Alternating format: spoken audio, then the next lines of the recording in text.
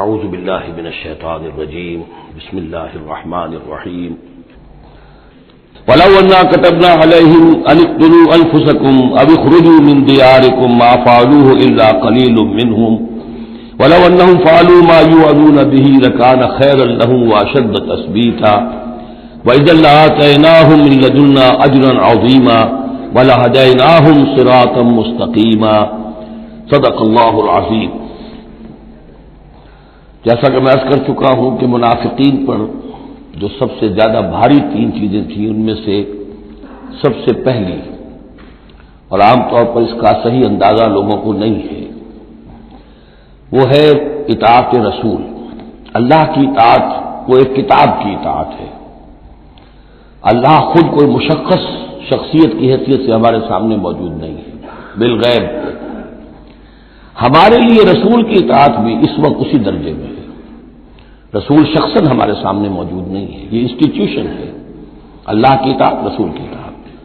لیکن یہ جان لیجئے کہ اس وقت کے لوگوں کے لیے حضور صرف ایک انسٹیٹیوشن نہیں تھے، ایک شخص بھی تھے، اور وہاں کے لوگوں کے رشتے بھی تھے حضور کے ساتھ۔ کوئی حضور کا خسر ہے، خسر باپ کی جگہ ہوتا ہے، کوئی حضور کا داماد ہے، کوئی حضور کی بیوی ہے، رشتے ہیں۔ اب ظاہر بات ہے کہ ان کے لیے یہ بھی بڑا مشکل ہوتا تھا کہ وہ فرق کر سکیں کہ کس وقت ہمارا کیا معاملہ محمد رسول اللہ کے ساتھ بحیثیت رسول ہو، اور کس وقت ایک شوہر کی حیثیت سے، یا ایک داماد کی حیثیت سے، یا ایک بھتیجے کی حیثیت سے، حضرت حمزہ کے جو بھتیجے ہیں۔ تو یہ تو معاملہ تھا مومنین صادقین کا، لیکن منافقین کا اس سے بڑھ کر معاملہ یہ تھا کہ ایک انسان کی اطاعت ہم کیوں کریں۔ اور یہی وہ چیز ہے کہ جو ایک فتنہ انکار سنت اور انکار حدیث کی اصل جڑ اور بنیاد ہے۔ اباح کرتی ہے طبیعت، جیسے کہ عورت کی طبیعت اباح کرتی ہے کہ شوہر کی تابعداری کیوں کرے، آخر وہ بھی مکمل ہیومن بینگ ہے، مکمل انسان ہے، اس کے احساسات ہیں، تو آسان کام نہیں ہے کہ اس کو ریکنسائل کر سکیں۔ اسی طرح انسان کی اطاعت کرے، یہ بھی در حقیقت اس کو تسلیم کرنا، ذہناً ریکنسائل کرنا آسان نہیں۔ اور یہ چیز ظاہر بات ہے کہ جن کے دل میں یقین کھب جاتا تھا ان کے لیے آسان ہو جاتی تھی، جن کے دلوں میں یقین کی کمی تھی وہ پھر قدم قدم پر ناکنگ کرتی تھی، ان کی گاڑی چل نہیں پاتے تھے۔ اب فرمایا وَلَوْ أَنَّا كَتَبْنَا عَلَيْهِمْ، اگر ہم نے ان پر یہ فرض کر دیا ہوتا أَنِ اقْتُلُوا أَنفُسَكُمْ کہ قتل کرو اپنے آپ کو،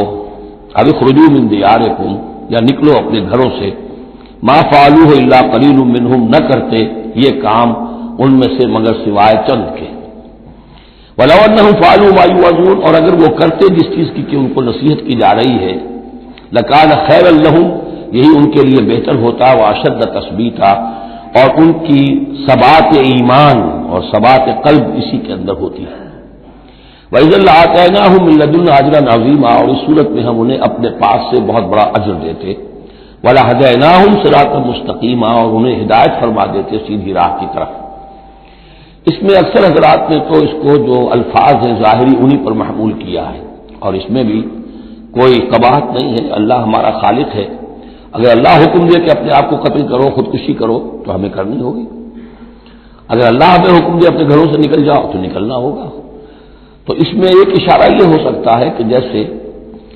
جو تاریخ بنی اسرائیل میں ہم دیکھ آئے ہیں، وہاں یہ تھا کہ جن لوگوں نے بچڑے کی پرستش کی تھی ان کو جو مرتد ہونے کی سزا دی گئی تھی اس کے لیے الفاظ یہی آئے تھے، أَنِ اقْتُلُوا أَنفُسَكُمْ قتل کرو اپنے آپ کو۔ مراد یہ ہے کہ تم اپنے قبیلے کے ان لوگوں کو قتل کرو جنہوں نے اس گناہ کبیرہ کا ارتکاب کیا ہے۔ تو شاید چونکہ منافقین کا معاملہ چل رہا ہے، اور منافقین کے ساتھ اکثر و بیشتر ایسا ہوتا تھا کہ ان کے خاندان والے، رشتہ دار، ان کے گھرانے والے ان کے ساتھ شامل ہو جاتے تھے حمایت کے اندر۔ تو یہاں بتایا جا رہا ہے کہ بجائے اس کے کہ ان کی حمایت کرو، ہونا تو چاہیے اس کے بالکل برعکس، اور وہ یہ کہ تم اپنے اندر سے خود دیکھو کون ہیں کہ جو منافق ہیں، کہ جو اصل میں آستین کے سانپ ہیں۔ اگر اللہ تعالیٰ نے تمہیں حکم نہیں دیا ہے، اگر اللہ تعالیٰ یہ حکم بھی دے سکتا تھا کہ ہر قبیلہ، ہر گھرانہ اپنے ہاں کے منافقین کو خود قتل کرے، یہ تو حضرت عمر رضی اللہ تعالیٰ عنہ نے اپنی اس ایمان کی غیرت کے اندر، غیرت ایمانی کے اندر قتل کیا، اور اس پر انہیں غصہ آیا، اس لیے کہ بہرحال وہ ان کے اپنے خاندان کے لوگ تو نہیں تھے، لیکن یہ کہ اللہ تعالیٰ اگر یہ حکم دیتا تو یہ بھی تمہیں کرنا چاہیے تھا، لیکن یہ کہ اللہ کے علم میں ہے کہ تم میں سے بہت کم لوگ ہوتے کہ جو اس حکم کی تعبیر کر سکتے، اور اگر کل گزرتے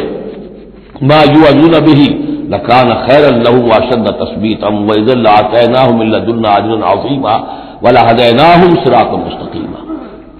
اب اس کے بعد یہ اطاعت رسول کے موضوع پر جو عظیم ترین آیت ہے قرآن کی وہ آ رہی ہے،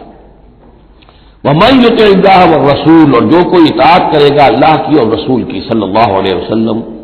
فَأُولَٰئِكَ مَعَ الَّذِينَ أَنْعَمَ اللَّهُ عَلَيْهِمْ، تو یہ وہ لوگ ہوں گے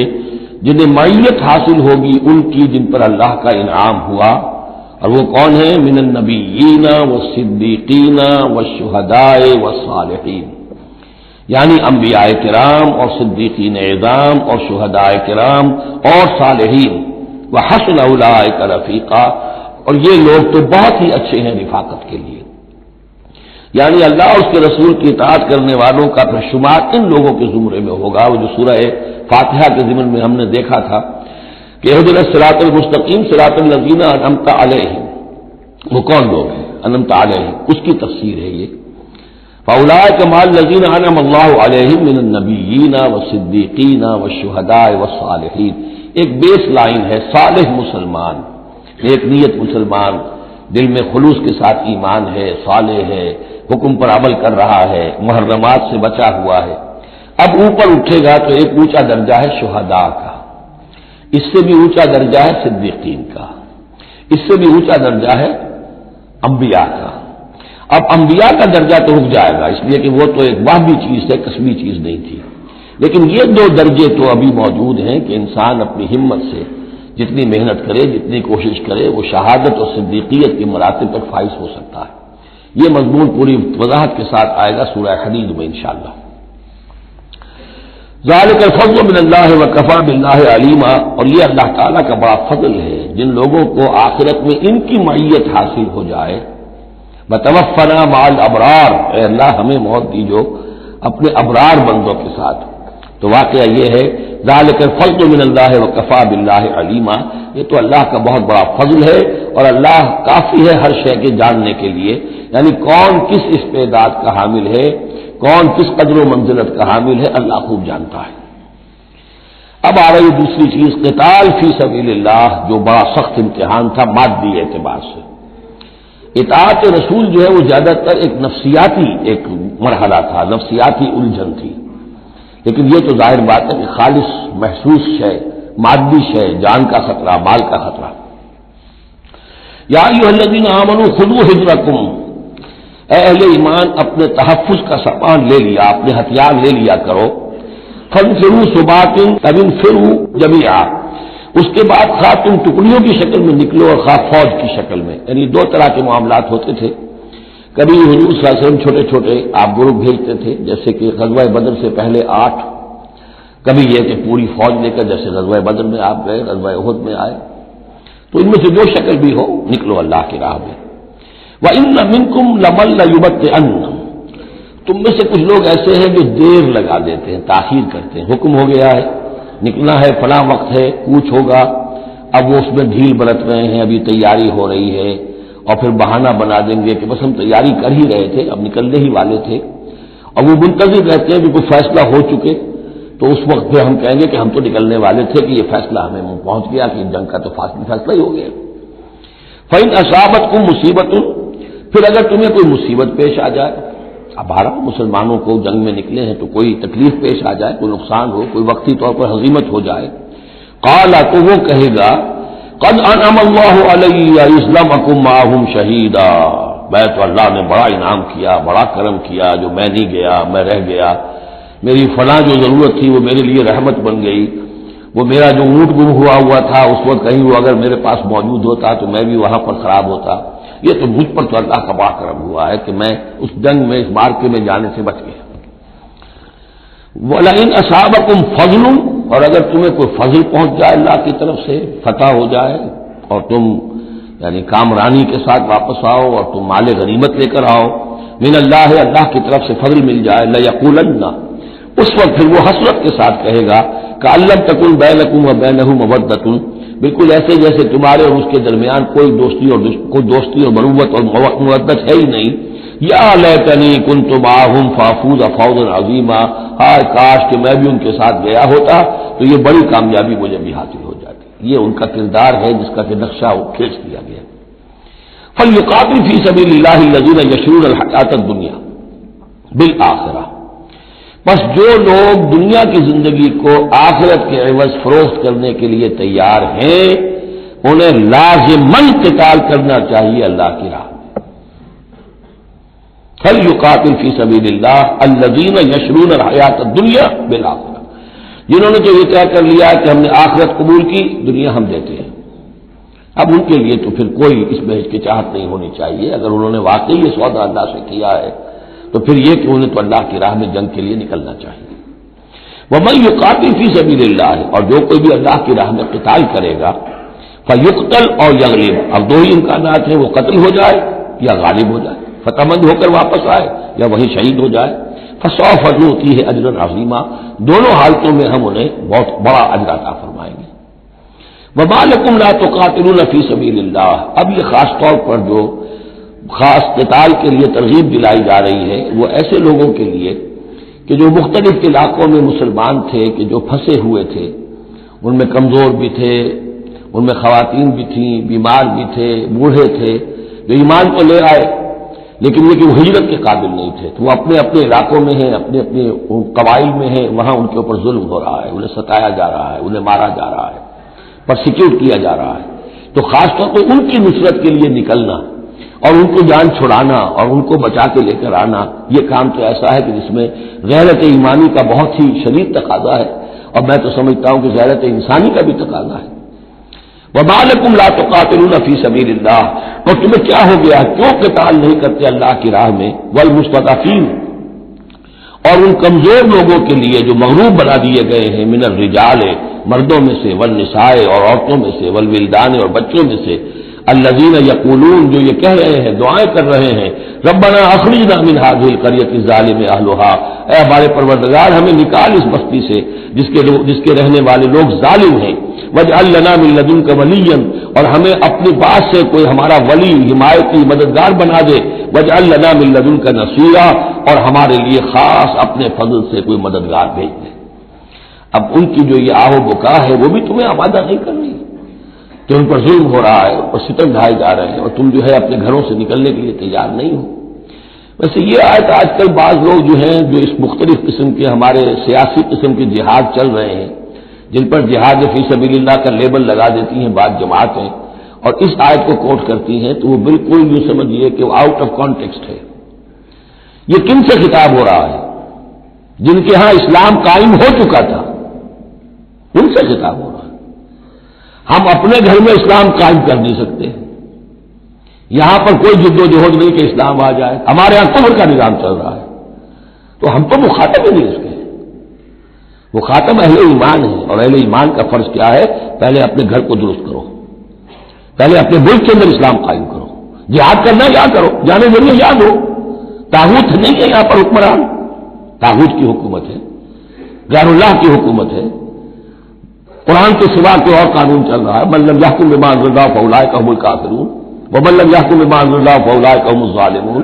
ومن لم يحكم بما انزل الله فاولئك هم الفاسقون، ظالم، فاسق اور کافر اور مشرک تو ہم خود ہیں۔ تو اپنا گھر درست کرو، اور اس کے بعد پھر تمہاری جمعیت ہوگی، تمہارا نظم ہوگا، تمہاری قوت ہوگی۔ حکومت تمہاری دوستیاں کرتی پھرتی ہے ان لوگوں سے جن کے خلاف کہ تم جا رہے ہو اور اپنی جانیں دے رہے ہو۔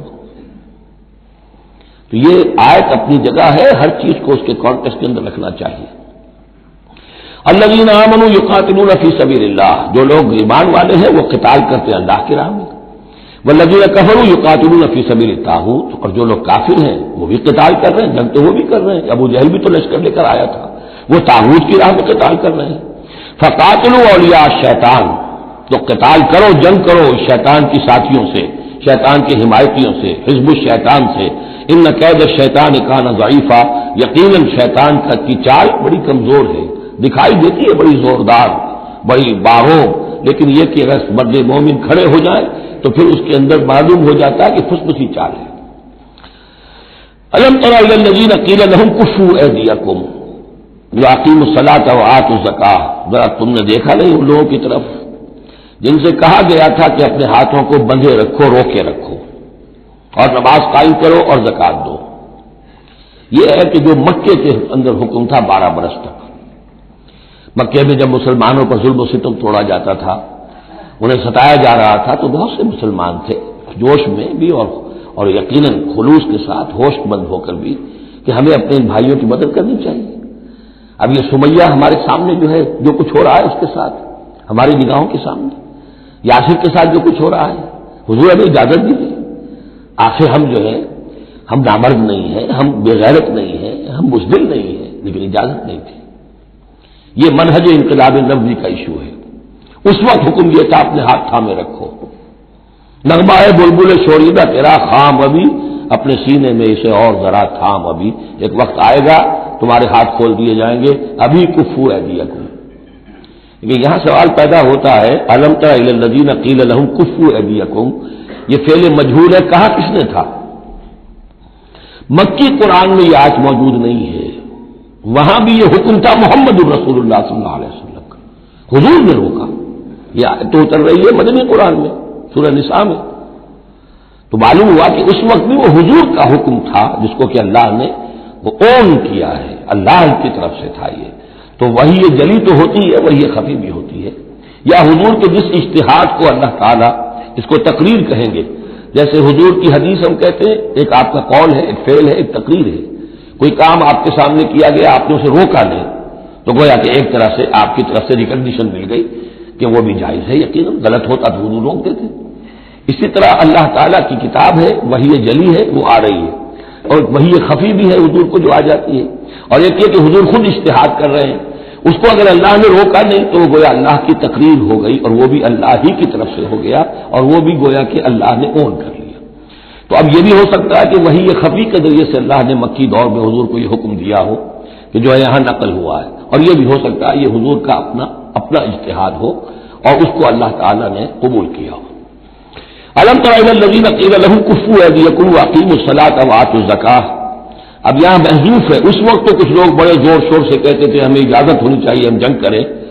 لیکن اب کیا حال ہوا؟ فلما کتب علیہم القتال، جب ان پر جنگ فرض کر دی گئی،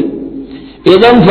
فریق منہم یخشون الناس کخشیۃ اللہ او اشد خشیہ،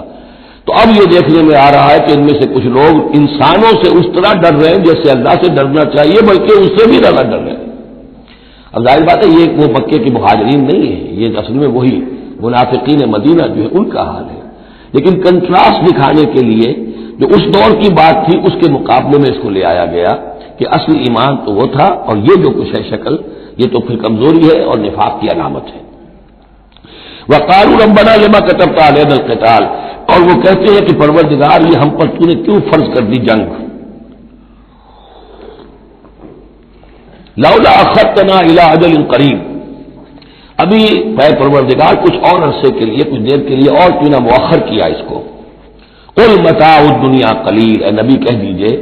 دنیا کا ساز و سامان یہ بہت حقیر سی شے ہے، والآخرۃ خیر لمن اتقى، اور آخرت بہت بہتر ہے اس کے لیے جو تقویٰ کی روش اختیار کرے، ولا تظلمون فتیلا، اور تم پر دھاگا بھر بھی کوئی ظلم نہیں ہوگا، حق تلفی نہیں ہوگی، تمہارے جو بھی اعمال ہیں، انفاق ہے، قتال ہے، جو بھی اللہ کی راہ میں ایثار ہے، بھرپور تمہیں اس کا اجر و ثواب دے دیا جائے گا۔ اینما تکونوا یدرککم الموت، اب ظاہر بات ہے کہ قتال سے جی چرانے میں اصل سبب کیا تھا؟ موت کا خوف، اب اس کو کھولا جا رہا ہے جو ان کے دل کے اندر ہے۔ اینما تکونوا یدرککم الموت، جہاں کہیں بھی ہوگے موت تو تمہیں آ لے گی، پالے گی۔ وَلَوْ كُنْتُمْ فِي بُرُوجٍ مُشَيَّدَةٍ، خواہ تم بڑے مضبوط 45 قلعوں کے اندر اپنے آپ کو جا کر محصور کر لو، بروج قلعے کے لیے آتا تھا، مشیدہ بہت مضبوط۔ وَإِن تُصِبْهُمْ حَسَنَةٌ يَقُولُوا هَٰذِهِ مِنْ عِندِ اللَّهِ، ان منافقین کا ایک اور طرز عمل دیکھیے، اگر مسلمانوں کو کوئی اچھی شے مل گئی، کوئی فتح ہو گئی، کوئی اور خیر آ گیا، حضور کی تدبیر کے اچھے نتائج نکل آئے، تو اسے حضور کی طرف منسوب نہیں کرتے تھے، کیا کہتے تھے؟ ان تصیبہم حسنۃ یقولوا ھذہ من عند اللہ، بڑا اللہ کا فضل ہوا اور اللہ کا کرم ہوا، اللہ نے کیا ہے۔ وَإِن تُصِبْهُمْ سَيِّئَةٌ، اگر کوئی تکلیف آ گئی، کوئی مصیبت آ گئی، یقولوا هَٰذِهِ مِنْ عِندِكَ، اے محمد آپ کی وجہ سے ہوا ہے، یہ آپ نے یہ غلط اقدام کیا، آپ نے یہ فیصلہ کر لیا کہ کھلے میدان میں جا کے جنگ کریں گے، ہم نے تو مشورہ دیا تھا آپ کو، آپ کی بھی رائے یہی تھی کہ مدینے کے اندر محشور ہو کر جنگ کریں، خیر آ گئی تو اللہ کی طرف سے، اور اگر تکلیف آ گئی تو اے محمد آپ کی طرف سے، قل کل من عند اللہ، کہہ دیجئے یہ سب چیزیں، خیر ہو، شر ہو، تکلیف ہو، آسانی ہو، مشکل ہو، جو بھی صورت ہے سب اللہ کی طرف سے ہیں۔ فما لہؤلاء قوم لا یکادون یفقهون حدیثا، تو ان لوگوں کو کیا ہو گیا ہے کہ یہ کوئی بات بھی نہیں سمجھتے، ان کی مت بالکل ماری جا چکی ہے۔ اب یہاں جو اگلی آیت ہے اس کے بارے میں کافی قول ہیں، لیکن جو میرے نزدیک راجح ہے وہ میں بیان کر رہا ہوں کہ اس میں تحویل خطاب ہے۔ شروع میں جو خطاب کیا جا رہا ہے وہ ان مسلمانوں کو جن کی طرف سے یہ کمزوری یا نفاق ظاہر ہو رہا تھا۔ وما اصابک من حسنۃ فمن اللہ وما اصابک من سیئۃ فمن نفسک، دیکھو اے مسلمان، جو بھی کوئی خیر تمہیں ملتا ہے تمہیں یہی کہنا چاہیے اللہ کی طرف سے، اگرچہ خیر بھی اللہ کی طرف سے اور شر بھی اللہ کی طرف سے۔ یہ تو جو ہمارے ایمان کا ہے وہ ایمان مفصل، والقدر خیرہ وشرہ من اللہ تعالی والبعث بعد الموت، ہمارا ایمان اس پر ہے۔ لیکن طریقہ کیا ہے انسان کے لیے، ادب کیا ہے، صحیح کیا ہے، وہ یہ ہے کہ خیر ملے اللہ کا فضل ہے، اور اگر کوئی خرابی ہوئی ہے میری کسی غلطی سے ہوئی ہے، مجھ سے کوئی کوتاہی ہوئی ہے، مجھے اللہ تعالیٰ نے کوئی تعذیب فرمانی چاہیے۔ وَأَرْسَلْنَاكَ لِلنَّاسِ رَسُولًا، اور اے نبی ہم نے آپ کو تو لوگوں کے لیے رسول بنا کر بھیجا ہے۔ ایک یہ قول ہے کہ اس میں تحویل خطاب ہے، ایک یہ کہ درمیانی ٹکڑے میں بھی خطاب تو حضور سے ہی ہے لیکن استعجاب کے انداز میں، اچھا تو جو انہیں خیر مل جائے تمہیں وہ تو ہے اللہ کی طرف سے، اور جو کوئی برائی آ جائے تو اے نبی آپ کی طرف سے ہے، کیا بات یہ کہہ رہے ہیں جبکہ اللہ نے آپ کو تو رسول بنا کر بھیجا ہے۔ یہ دو تعبیریں ہیں اس کی، میرے نزدیک پہلی تعبیر راجح ہے، وَكَفَىٰ بِاللَّهِ شَهِيدًا، اور اللہ تعالیٰ کافی ہے گواہ کے طور پر یا مددگار کے طور پر۔ مَن يُطِعِ الرَّسُولَ فَقَدْ أَطَاعَ اللَّهَ، جو کوئی اطاعت کرتا ہے رسول کی، جس نے اطاعت کی رسول کی اس نے اطاعت کی اللہ کی۔ یہ ٹکڑا بہت اہم ہے، اس لیے کہ اس کے ساتھ یہ آپ حدیث اپنے دماغ میں ٹانک لیجئے اپنے ذہن میں، اس لیے کہ یہ جو کام تھا سارا کا سارا جماعتی زندگی کے تحت ہو رہا تھا، اور اس میں رسول جو ہے صلی اللہ علیہ وسلم وہ جنگ میں ہے تو کمانڈر ان چیف ہے، لیکن کمانڈر ان چیف کے ساتھ دوسرے چھوٹے کمانڈرز بھی تو ہوتے ہیں، میمنہ پر، میسرہ پر، قلب پر، عقب پر، ہر اول دستے پر کون ہے، لہذا چین ہے یہ اطاعت کی، سم اطاعت کی، کہ حضور نے فرمایا من اطاعنی فقد اطاع اللہ، وہ تو یہی بات آ گئی، من یطع الرسول فقد اطاع اللہ، من اطاعنی فقد اطاع اللہ ومن عصانی فقد عصى اللہ، جس نے میری اطاعت کی اللہ کی اطاعت کی، جس نے میری نافرمانی کی اللہ کی نافرمانی کی، ومن اطاع امیری فقد اطاعنی، جس نے میرے مقرر کردہ امیر کی اطاعت کی اس نے میری اطاعت کی، ومن عصى امیری فقد عصانی، اور جس نے میرے معین کردہ امیر کی مخالفت کی یا اس کی نافرمانی کی اس نے میری نافرمانی کی۔ تو یہ چین چلے گی اوپر سے نیچے تک، جو بھی جماعت ہوگی، لشکر ہوں گے، اس میں جو ہے رینکس ہوں گے، اس میں کادرز ہوں گے، اسی طریقے سے یہ سم و طاعت جو ہے اس کی ایک زنجیر چلتی چلی جائے گی۔ ومن تولی فما ارسلناک علیہم حفیظا،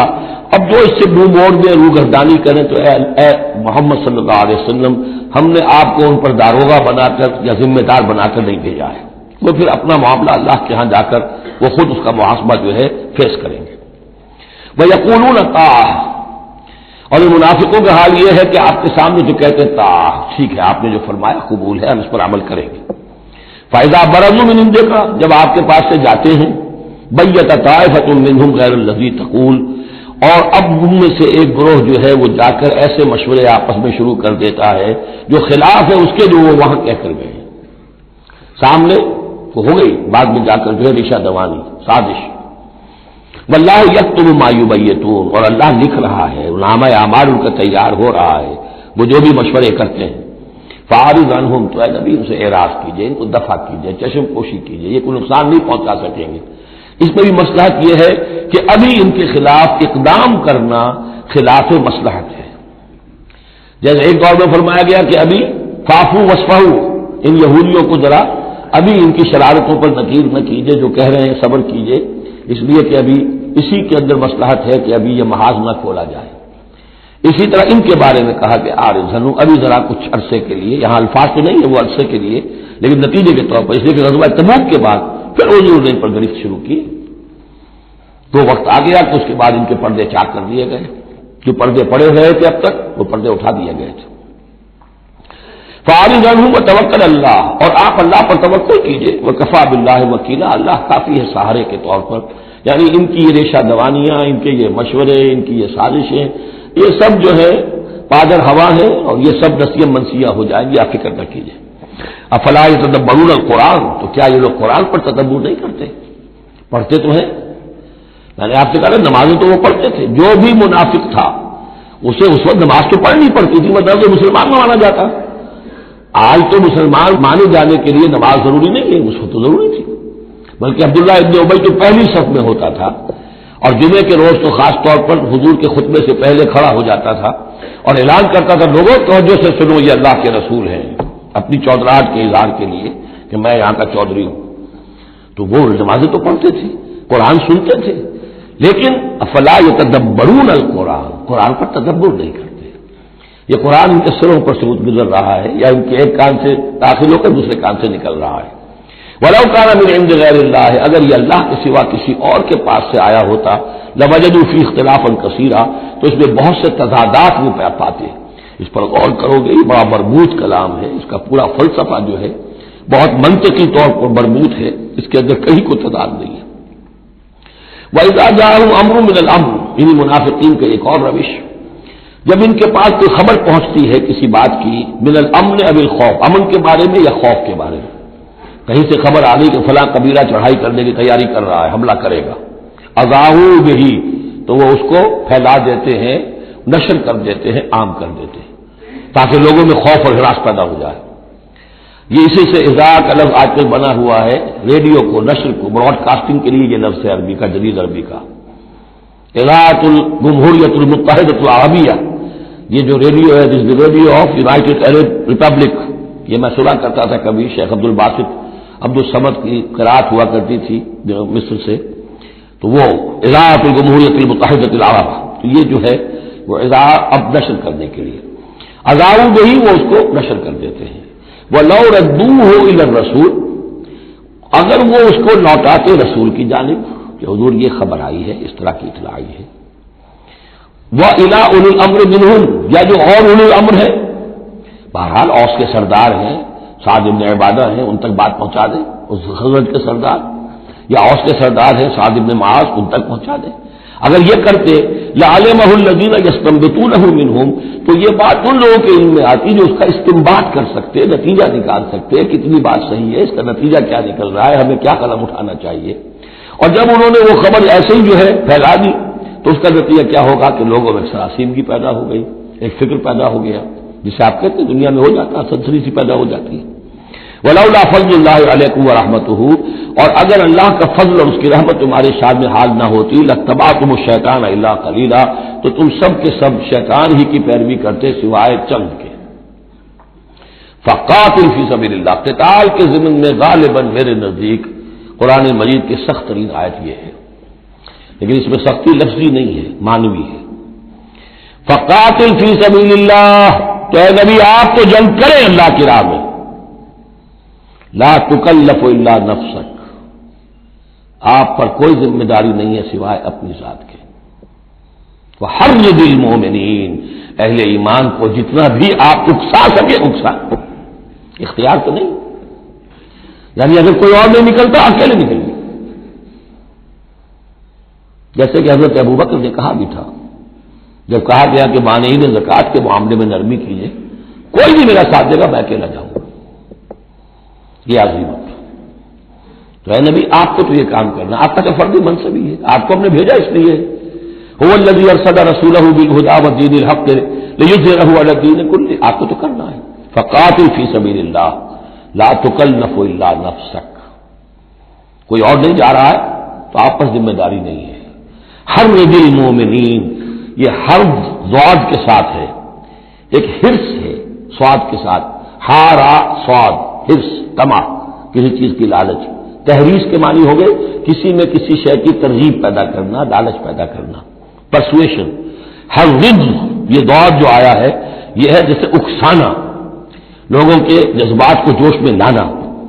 ایمان کے اندر ان کے جوش پیدا کرنا، یہ ہوگا. یہ حرض سے یہ ضاد ایک نقطے سے بڑا فرق واقع ہوا ہے. وحرض المومنین اللہ یکف باس الذین کفروا، ہو سکتا ہے یا امید ہے کہ اللہ تعالیٰ جلد ہی ان کافروں کی قوت کو روک دے، تھام لے. ان کی جنگ جو ابھی بڑی ان کی چلت پھرت ہو رہی ہے، ابھی یہ کچھ عرصے کی بات اور ہے، وہ وقت بس آیا چاہتا ہے کہ ان میں دم نہیں رہے گا. اس لیے کہ سن 5 میں، یوں سمجھیے یہ سن 4 میں نازل ہو رہی ہے سورہ نساء، سن 5 میں سورہ احزاب ہے، اور غزوہ احزاب کے بعد کہہ دیا تھا محمد رسول اللہ صلی اللہ علیہ وسلم نے کہ یہ آخری بار تھی کہ قریش ہم پر ہمراہ آور ہوئے. لن یغزوکم قریش بعد عامہم ھذا ولکنکم تغزونہم، اے مسلمانوں بس قریش کی بس ہو گئی ہے، اب وہ آئندہ کبھی تم پر حملہ آور ہونے کی ہمت نہیں کر سکتے، اب تو تم ان کے اوپر ان کے خلاف اقدام کرو گے. اس لیے 6 سال میں اگلے سال آپ نے سفر کیا عمرے کا، ٹریٹی ہو گئی، انا فتحنا لک فتحا مبینا، صلح حدیبیہ، اور اس کے بعد 7ویں سال میں اللہ تعالیٰ نے فتح خیبر عطا فرما دی، اور 8ویں سال میں مکہ فتح ہو گیا. وہ ایک کے بعد دوسری جو تالے ہیں وہ کھلتے چلے گئے، اور اسی وقت وہ پھر سورہ صف نازل ہو گئی تھی کہ اب وَأُخْرَىٰ تُحِبُّونَهَا نَصْرٌ مِّنَ اللَّهِ وَفَتْحٌ قَرِيبٌ. یہ بھی غزوہ احزاب کے فوراً بعد نازل ہوئی کہ اے نبی بشر المومنین، اہل ایمان کو بشارت دے دیجئے کہ وہ سخت دور گزر گیا، اب اللہ کی طرف سے نصرت اور فتح تمہارے قدم چوما چاہتی ہے. عسى اللہ ان یکف باس الذین کفروا، امید ہے کہ اللہ تعالیٰ ان کافروں کی قوت کو تھام لے گا، ان کی جنگ کو روک دے گا. واللہ اشد باس واشد تنکیلا، اور یقیناً اللہ تعالیٰ بہت سخت ہے جنگ میں بھی، قوت میں بھی، اور سزا دینے میں بھی، اور سختی اور عقوبت میں بھی. اس کے بعد پھر تمدنی چیزیں کچھ آ رہی ہیں، یہ اب پھر مسلمانوں سے خطاب آ رہا ہے. یہ منافقین سے 2 باتیں آ چکی، ایک اطاعت رسول جو ان پر شاخ گزرتی تھی، اور ایک قتال فی سبیل اللہ جو ان کے لیے بہت بڑا امتحان بن جاتا تھا. من یشفع شفاعۃ حسنۃ یکن لہ نصیب منہا، انسانی معاشرے کے اندر سفارش کرنا کسی کے لیے یہ بھی ایک اس کا لازمی سا حصہ ہوتا ہے. کوئی شخص ہے، اس کی کوئی احتیاج ہے، آپ جانتے ہیں کہ نیک آدمی ہے، صحیح آدمی ہے، بیروپیہ نہیں ہے، دوسرے شخص کو جانتے ہیں کہ وہ اس کی مدد کر سکتا ہے، آپ جا کر اس کے لیے کہیں کہ اس کی مدد کی جائے، میں اس کو جانتا ہوں، یہ کوئی پروفیشنل بیگر نہیں ہے. یا اسی طرح کا معاملہ،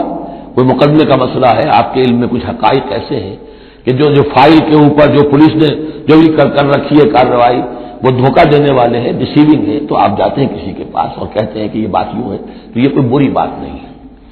اچھائی کے لیے، نیکی کے لیے، بھلائی کے لیے، خیر کے لیے، عدل کے لیے، انصاف کے لیے اگر سفارش کی جائے تو اس میں کوئی حرج نہیں، بلکہ اس سے اللہ تعالیٰ ثواب عطا فرمائے گا.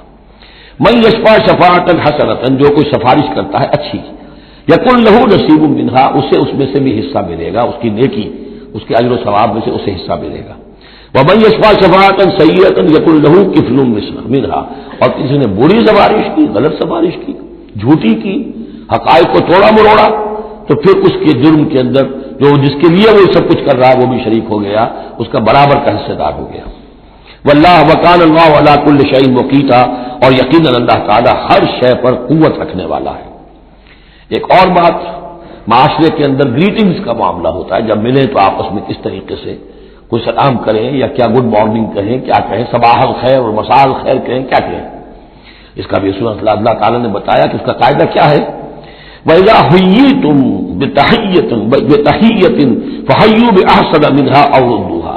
جب تمہیں کوئی دعا دی جائے، اصل میں عربوں کے ہاں چونکہ یہ رواج تھا حیاک اللہ حیاک اللہ حیاک اللہ، اللہ جو ہمارے ہاں سرائے کے علاقے میں حیاتی ہوئے، تمہاری عمر بڑھے، اللہ تعالیٰ عمر زیادہ کرے، تو یہ وہ انداز ان کا تھا کہ حیاک اللہ. تو اسی سے جو بھی گریٹنگز ہیں ان کے لیے لفظ تحیہ بن گیا ہے. اذا حییتم بتحیۃ، جب تمہیں کوئی دعا دی جائے تو پھر تم بھی دعا دو بأحسن منہا، اس سے بہتر. السلام علیکم کے جواب میں السلام علیکم ورحمۃ اللہ اضافہ کر کے دیجیے، لوٹائیے.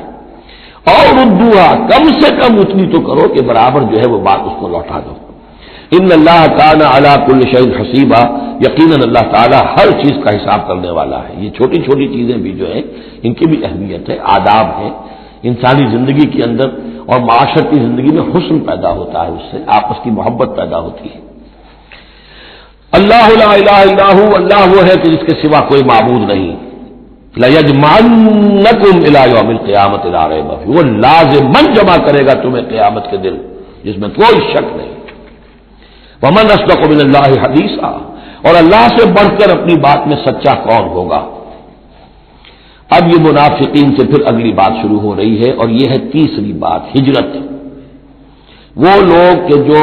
قدرت رکھنے کے باوجود، مقدرت رکھنے کے باوجود ہجرت نہیں کر رہے تھے. یعنی ایک تو وہ ہے جو بیمار ہیں، بوڑھے ہیں، راستہ نہیں چل سکتے، راستہ انہیں آتا نہیں ہے، عورتیں ہیں، ان کا معاملہ تو پہلے آ چکا، ان کے لیے تو تمہیں قتال کرنا چاہیے تاکہ انہیں چھڑاؤ وہاں سے. ایک وہ ہے جو کہ اپنے ان کافر قبیلوں کے اندر، اپنی ان بستیوں کے اندر آرام سے رہ رہے ہیں اور وہ ہجرت نہیں کر رہے، جبکہ ہجرت اب فرض کر دی گئی تھی. اور ہجرت فرض کیوں کر دی گئی تھی یہ بھی سمجھ لیجیے. اس لیے کہ جب حضور کی دعوت اور تحریک جو ہے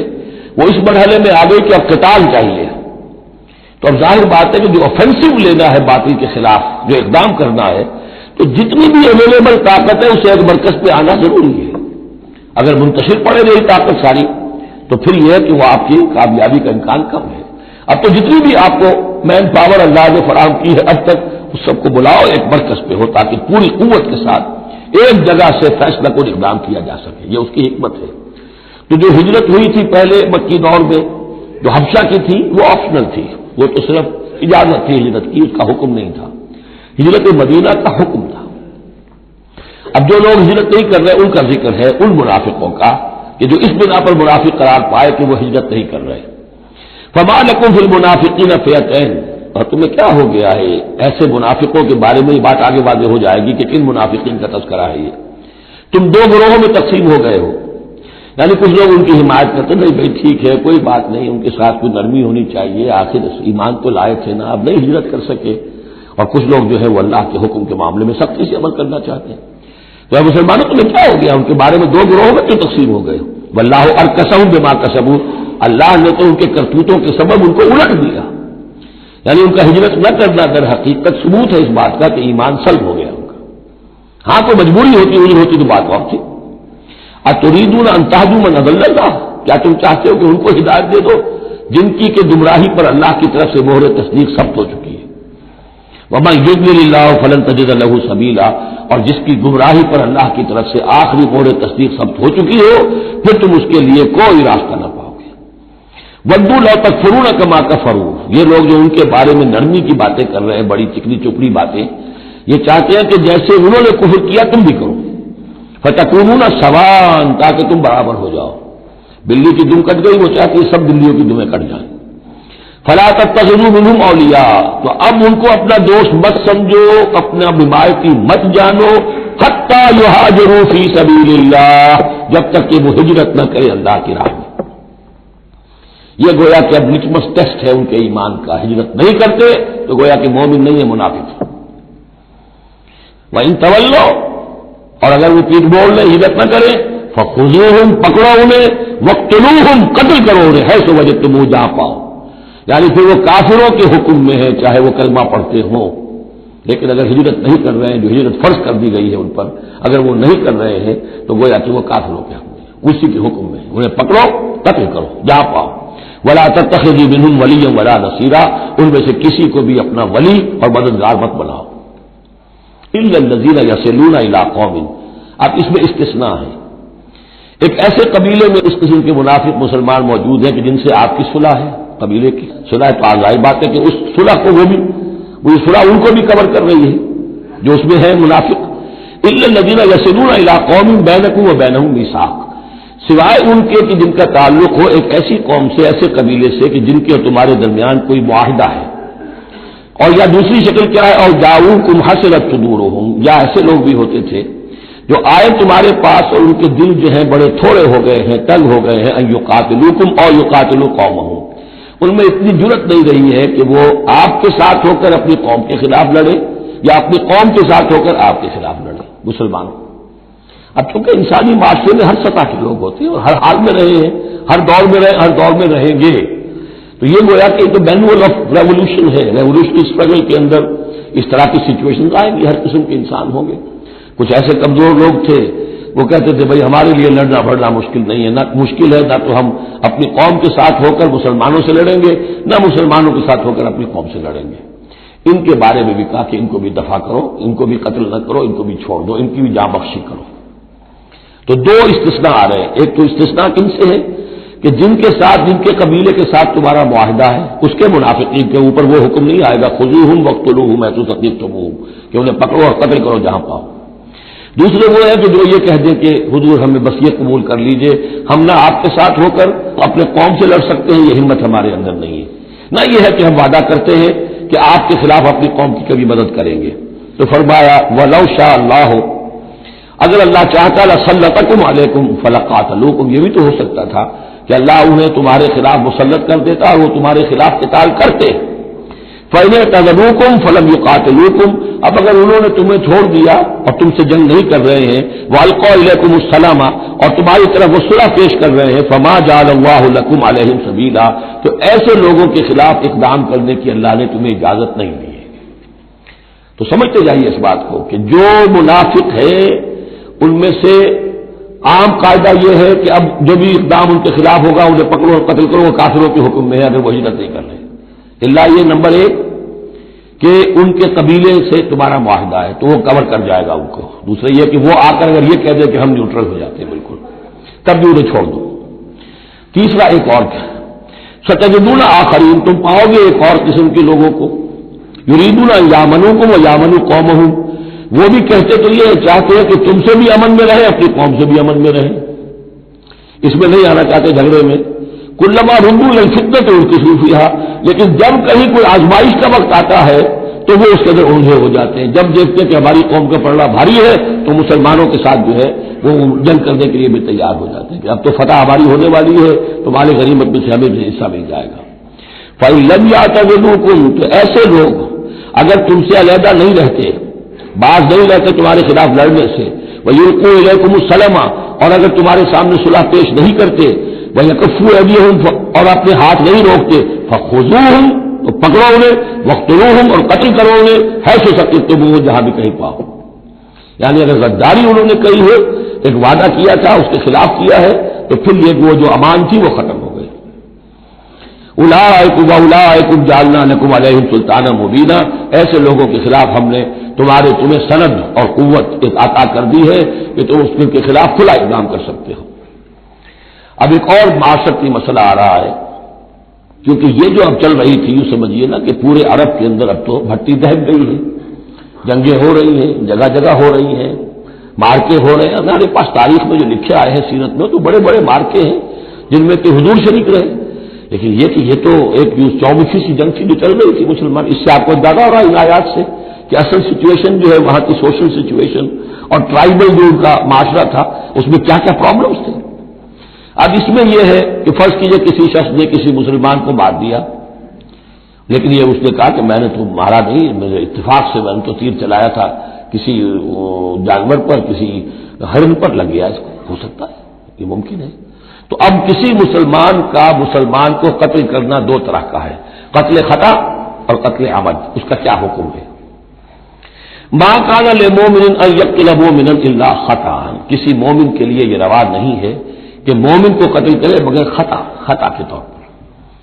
نشانہ چوک گیا، کسی کو جان لگا، اب گاڑی ہے ایکسیڈنٹ ہو گیا، آپ چلا رہے تھے، کوئی اس کے نیچے آ گیا مر گیا، آپ تو اسے مارنا نہیں چاہتے تھے. چنانچہ سعودی عرب میں یہ بھی اسی بد کے تحت یہ فیصلے ہوتے ہیں اس کے ایکسیڈنٹس کے، اس قانون قتل خطا کے تحت. وہ قانون کیا ہے؟ ومن قتل مومنا خطا، اور جو شخص کسی مومن کو قتل کر دے قتل خطا غلطی سے، فتحریر رقبۃ مؤمنۃ، تو ایک مسلمان غلام کی گردن کا آزاد کرانا، ودیۃ مسلمۃ الی اہلہ، اور دیت خون بہا اس مقتول کا اس کے گھر والوں کو ادا کرنا لازم ہے، الا ان یصدقوا، الا یہ کہ وہ معاف کر دیں، خون بہا دینا ہوگا. یعنی قتل خطا کے بدلے میں آپ قتل نہیں کریں گے. قتل عمد کی جزا میں قتل ہے، لیکن یہ کہ قتل خطا میں قتل نہیں ہوگا. قتل کی جگہ کیا ہوگا؟ ایک تو خوبہ، اور نمبر 2 یہ کہ یہ جو گناہ ہو گیا تم سے سرزد، اس کے لیے وہ گناہ کے اثر کو ختم کرنے کے لیے اللہ نے ایک حق اپنا رکھ دیا کہ ایک غلام کو آزاد کرو۔ فَإِن كَانَ مِن قَوْمٍ عَدُوٍّ لَكُمْ، اور اگر وہ مسلمان تھا ایک ایسے قبیلے سے کہ جو تمہارا دشمن قبیلہ ہے، تھا مسلمان اور تمہارے ہاتھوں مارا گیا ہے غلطی سے، وَهُوَ مُؤْمِنٌ، تھا وہ خود مومن، فَتَحْرِيرُ رَقَبَةٍ مُؤْمِنَةٍ، تو پھر صرف ایک مسلمان آزاد کا ایک گردن چھڑا دینا کافی ہوگا، کیونکہ کافر قبیلے کا آدمی تھا، اب اس کو اگر دیت دی جائے گی تو کافر کو پہنچ گئی، وہ تو اس کے گھر والے کافر ہیں، دیت یہاں معاف ہو گئی، لیکن یہ ہے کہ اس کو جو ایک غلام کو آزاد کرنا جو اللہ کا حق تھا وہ برقرار رہے گا۔ وَإِن كَانَ مِن قَوْمٍ بَيْنَكُمْ وَبَيْنَهُم مِيثَاقٌ، اور اگر وہ ہو ایسے قوم سے، ایسے قبیلے سے کہ تمہارے اور اس کے درمیان، اس کے قبیلے کے درمیان معاہدہ ہے، فَدِيَةٌ مُسَلَّمَةٌ، تو پھر وہی حکم آ جائے گا کہ دیت بھی دینی پڑے گی، حوالے کرنی ہوگی، اِلَىٰ أَهْلِهِ، اس کے گھر والوں کی طرف، اس کے وارثوں کو، وَتَحْرِيرُ رَقَبَةٍ مُؤْمِنَةٍ، اور ایک مومن کی گردن، ایک مومن جو ہے کہ جو مومن غلام ہو اس کا آزاد کرنا بھی ہوگا۔ فَمَن لَّمْ يَجِدْ، تو جو یہ نہ پائے، یعنی یہ جو 2 حق ہو گئے، ایک ہے دیت، وہ تو مقتول کے جو ورثہ ہے ان کا، اس میں تو معافی نہیں ہو سکتی، البتہ اللہ نے جو رکھا ہوا ہے کہ ایک مومن غلام کو آزاد کیا جائے، اگر کسی کے اندر اتنی مقدرت نہیں ہے تو اللہ نے نرمی کر دی اپنے حق میں، فَمَن لَّمْ يَجِدْ فَصِيَامُ شَهْرَيْنِ مُتَتَابِعَيْنِ، جس کے پاس اتنا پیسہ نہیں ہے کہ کوئی مسلمان غلام کو خریدے اور آزاد کرے تو وہ 2 مہینے کے پے بپے متواتر روزے رکھے، توبۃ من اللہ، یہ اللہ کی طرف سے اس کے جرم کا کفارہ بن جائے گا، اس کے توبہ کے قبول کا ذریعہ بن جائے گا، وکان اللہ علیما حکیما، اور یقیناً اللہ تو علیم اور حکیم ہے۔ اب آ رہا قتل عمد، ومن یقتل مؤمنا متعمدا،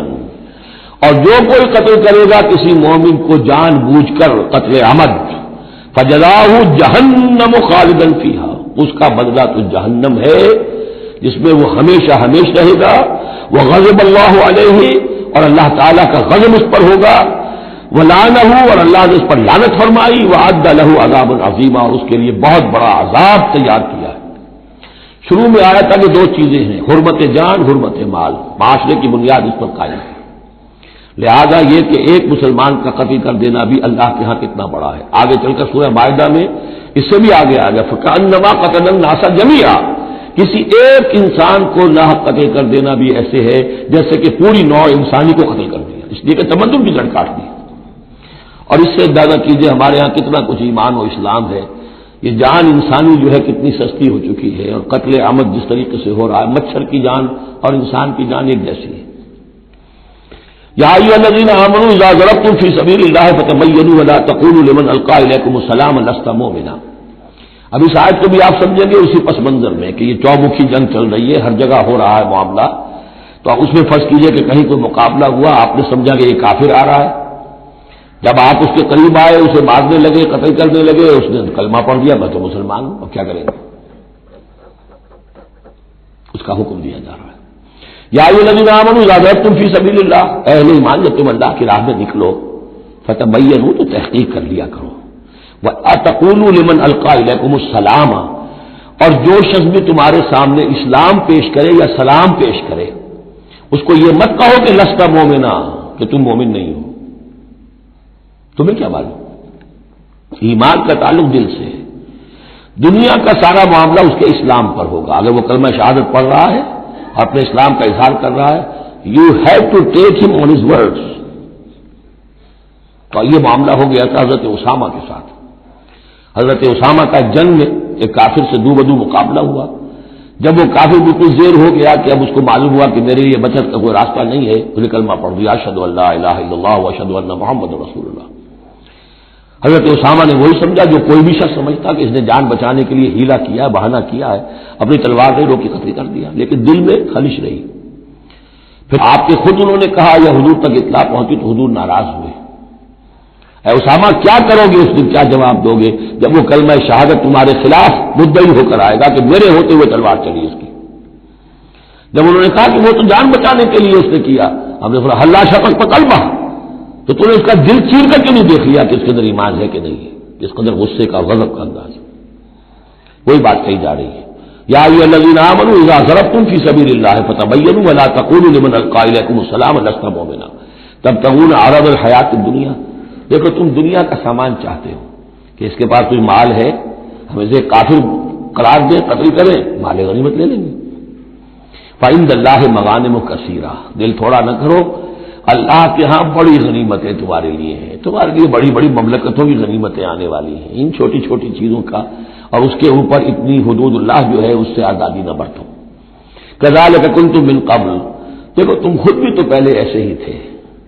آخر ایک دور تم پر بھی تو گزرا ہے، تم سب بھی تو نو مسلم ہی ہو، ایک وقت میں تو تم میں سے ہر شخص کافر ہی تھا نا، مشرک تھا۔ کذالک کنتم من قبل، تو اتنی سمجھ لینا اللہ نے آپ کو توفیق دے دی، اللہ نے کلمہ شہادت آپ کو عطا کر دیا، رسول کی دعوت و تبلیغ سے بہرہ مند ہونے کی توفیق دے دی، اللہ کا انعام مانو، لیکن یہ کہ اس طریقے سے لوگوں کے اس معاملے میں اتنی سخت روش اختیار نہ کرو۔ فمن اللہ علیکم، تو اللہ تعالیٰ نے تم پر بڑا احسان فرمایا ہے، فتبینوا، تو دیکھو تحقیق کر لیا کرو، ان اللہ کان بما تعملون خبیرا، اور جو کچھ تم کر رہے ہو اللہ اس سے باخبر ہے۔ لا يستوي القاعدون من المؤمنین غیر اولی الضرر والمجاہدون فی سبیل اللہ باموالہم وانفسہم۔ اس آیہ مبارکہ میں جہاد کا لفظ معنی قتال ہے، جہاں تک جہاد کا تعلق ہے وہ تو مومن ہر وقت کر رہا ہے، دعوت و تبلیغ بھی جہاد ہے، اپنے نفس کے خلاف بھی جہاد ہے، المجاہد من جاہد نفسہ، بلکہ پوچھا گیا ای الجہاد افضل یا رسول اللہ، آپ نے فرمایا تو جاہد نفسک فی طاعت اللہ، اپنے نفس کے خلاف جہاد کرو، اسے اللہ کا مطیع بناؤ، یہ بھی جہاد ہے۔ تو جہاد کے بہت سے گوشے ہیں، لیکن قتال آخری منزل قتال ہے، اور یہ بھی ان تین جوڑوں میں سے ہے کہ جو ایک دوسرے کی جگہ پر الفاظ آ جاتے ہیں، مومن و مسلم، نبی اور رسول، جہاد اور قتال۔ لا یستوی القاعدون من المؤمنین، برابر نہیں ہے اہل ایمان میں سے بیٹھ رہنے والے، یعنی جو کہ قتال فی سبیل اللہ کے لیے نہیں نکلتے، غیر اولی الضرر، جبکہ ان کو کوئی عذر نہیں ہے، اگر کوئی اندھا ہے اور وہ نہیں نکل رہا کوئی حرج نہیں، کوئی لنگڑا ہے چل نہیں سکتا ہے وہ نہیں نکلتا کوئی حرج نہیں، یہ بعد میں آ جائے گا، لیکن جن کو کوئی ایسا عذر نہیں ہے پھر وہ بیٹھے رہیں۔ اور یہ بھی نوٹ کر لیجئے کہ نفیر عام پہلی مرتبہ ہوئی ہے صرف غزوہ تبوک میں سن 9 ہجری میں جا کر، اس سے پہلے پرسویشن تھی، نکلو اللہ کے راہ میں، نکلو اللہ کے راہ میں، نکلو اللہ کے راہ میں، لازم ہر ایک کے لیے نہیں تھا، قتال فی سبیل اللہ آپشنل تھا، لہذا اس کے اوپر کسی سے نکیر بھی نہیں ہوتی تھی، نہیں گیا کوئی نہیں گیا ٹھیک ہے، لیکن پھر یہ کہ جو غزوہ تبوک میں نہیں گئے ان سے ایکسپلینیشن کال کی گئی، ان کو سزائیں بھی دی گئی وغیرہ وغیرہ۔ تو اب چونکہ آپشنل تھا لہذا وہاں پر یہ تو نہیں کہا جا سکتا تھا کہ اب ان کو پکڑو اور ان کو سزا دو، لیکن یہ بتایا جا رہا ہے، اس لیے ہر وہ دل مومنین کا لفظ آیا تھا کہ آپ پوری طرح اکسائیے ان کو، آبادہ کیجیے، لیکن ظاہر بات ہے کہ یہ اس میں ابھی آپشن ہے، لیکن برابر نہیں ہے وہ لوگ جو بیٹھ رہے ہیں اور جنہیں کوئی عذر نہیں، والمجاہدون فی سبیل اللہ باموالہم وانفسہم، اور وہ لوگ جو اللہ کی راہ میں جہاد کے لیے قتال کے لیے نکلے ہیں اپنی جانوں اور مال کے ساتھ۔ فضل اللہ المجاہدین باموالہم وانفسہم علی القاعدین درجہ، اللہ نے فضیلت دی ہے مجاہدین کو جو اپنے مال اور جان سے جہاد کرنے والے ہیں، بیٹھ رہنے والوں پر ایک بہت بڑا درجہ، درجتاً یہ جو تنکیر آئی ہے برائے تفصیل ہے، بہت بڑا درجہ۔ وَكُلًّا وَعَدَ اللَّهُ الْحُسْنَىٰ، اور چونکہ یہ فرض نہیں، نفیر عام نہیں، لہذا فرمایا گیا سب کے لیے اللہ کی طرف سے اچھا وعدہ ہے، جو نہیں نکلا چونکہ ابھی وہ فرض ہے نہیں، لازم کیا نہیں گیا ہے، تو ان کے لیے بھی اللہ تعالیٰ کی طرف سے اگر انہوں نے اتنی ہمت نہیں کی ہے، وہ کمتر مقام پر قانے ہو گئے تو ٹھیک ہے، لیکن اللہ تعالیٰ کی طرف سے ان کے اوپر کوئی گرفت نہیں ہوگی۔ وَكُلًّا وَعَدَ اللَّهُ الْحُسْنَىٰ وَفَضَّلَ اللَّهُ الْمُجَاهِدِينَ عَلَى الْقَاعِدِينَ أَجْرًا عَظِيمًا، لیکن فضیلت دی ہے اللہ تعالیٰ نے مجاہدین کو بیٹھ رہنے والوں پر اجر عظیم، درجات منہ ومغفرۃ ورحمہ، یہ درجات ہوں گے اللہ کی طرف سے اور اس کی طرف سے مغفرت اور رحمت، وکان اللہ غفور الرحیم، اور یقیناً اللہ تعالیٰ غفور الرحیم ہے۔ ان الذین توفاهم الملائکۃ ظالمی انفسہم، اب یہ آ گئے وہ لوگ کہ جو عذر کے بغیر وہ ہجرت نہیں کر رہے تھے، اپنے گھروں میں بیٹھے ہوئے اپنی قوم میں یا مکے میں۔ ان الذین توفاهم الملائکۃ ظالمی انفسہم،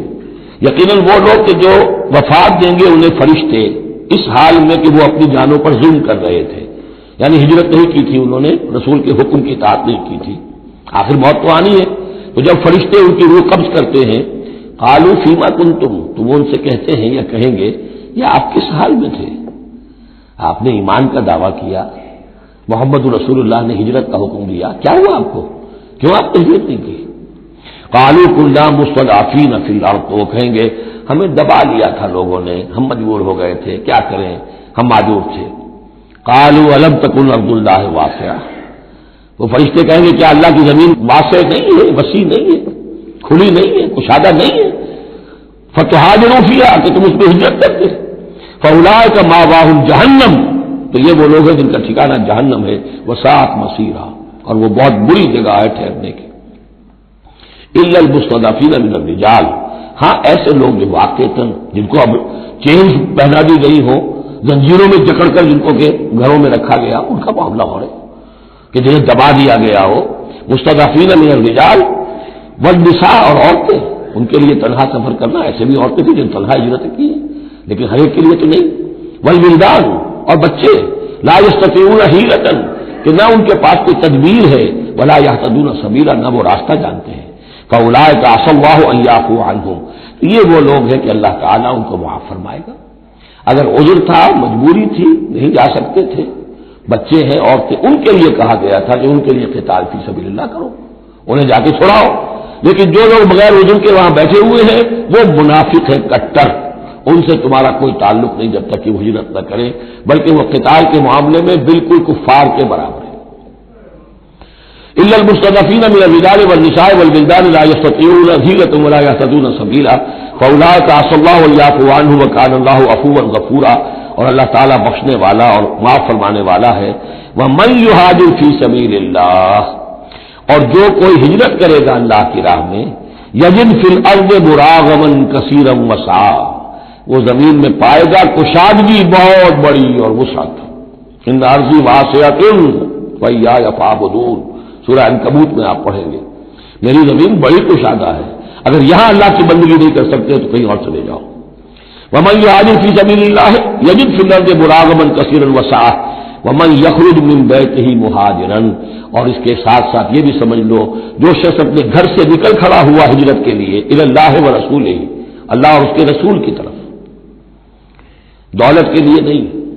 یہ حدیث نبوی جو ہے کہ ایک شخص وہ ہے جو ہجرت کرتا ہے کسی عورت سے نکاح کے لیے، ایک شخص وہ ہے جو دولت کے لیے کرتا ہے، وہ نہیں۔ فہجرتہم الی ما ہاجر الیہ، اس کی ہجرت ان کو شمار ہوگی۔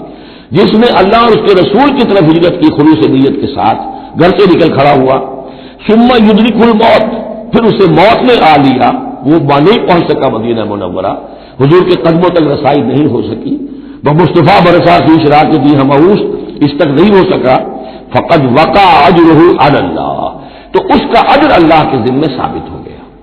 یعنی وہ نیت کر کے نکل آیا خلوص نیت کے ساتھ، اللہ اور اس کے رسول کے حکم سمجھ کر وہ نکل آیا ہے، دارالہجرت تک نہیں پہنچ پایا، درمیانی میں کہیں اس کی موت واقع ہو گئی، فقد وقع اجرہ علی اللہ، اللہ کے ذمے